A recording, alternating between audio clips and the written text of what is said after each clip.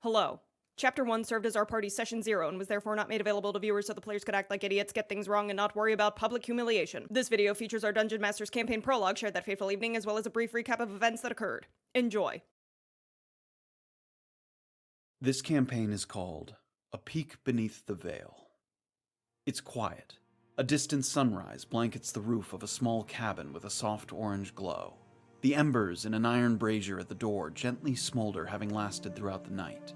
An easy downward slope reaches out toward the ocean, and the stillness of the tall grass belies the tumultuous history of the land.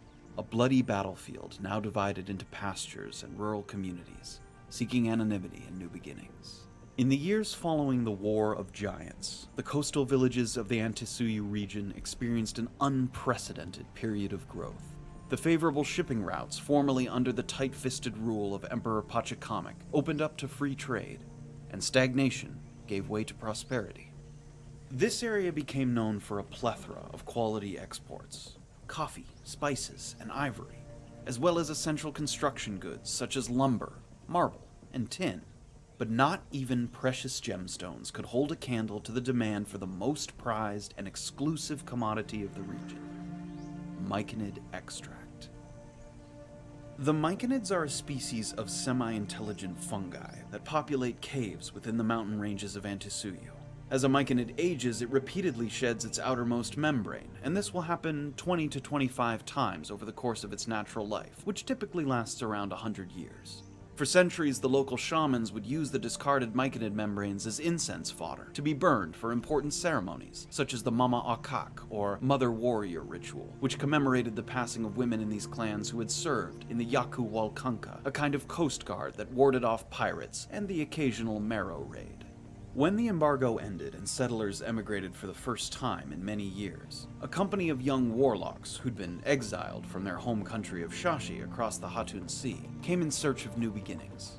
It was one of these warlocks that discovered through extensive experimentation if you didn't burn the myconid membranes, but instead performed a kind of arcane electrolysis, it would slowly separate into two distinct substances: a brittle clump of pungent fibers and a translucent, viscous fluid that would soon become the focal point of the nation's economy.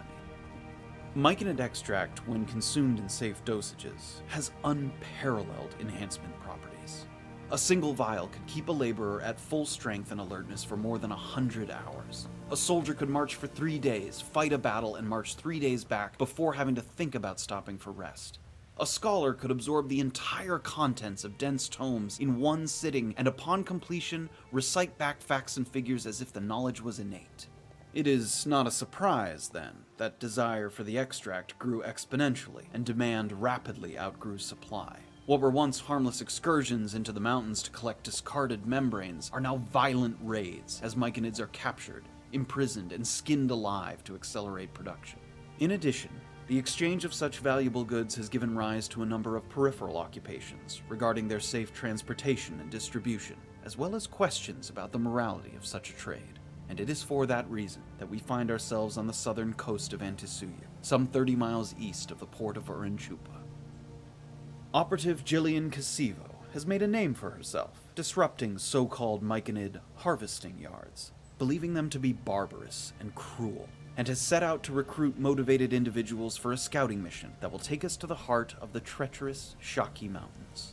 Among the volunteers are Safira, a ranger with a checkered military background; Erland, a monk of the controversial Atonement's End monastery; and Graven, a cleric with a complicated relationship to his god of light. Shortly after boarding the carriage that would take them west along the coast, the group is ambushed by a band of Knoll Witherlings, an unusual sight in this part of the continent. Beezaura, a wanted criminal that Jillian kept caged on the back of the wagon, is released in exchange for her assistance in the battle, and a wizard named Orba, traveling alone on the road, is caught up in the conflict. Finding themselves overmatched, the Knolls begin to flee into the hills, but Jillian, not one to leave loose ends, rides after them while instructing the others to meet her at the Dancing Clam Tavern in Urinchupa.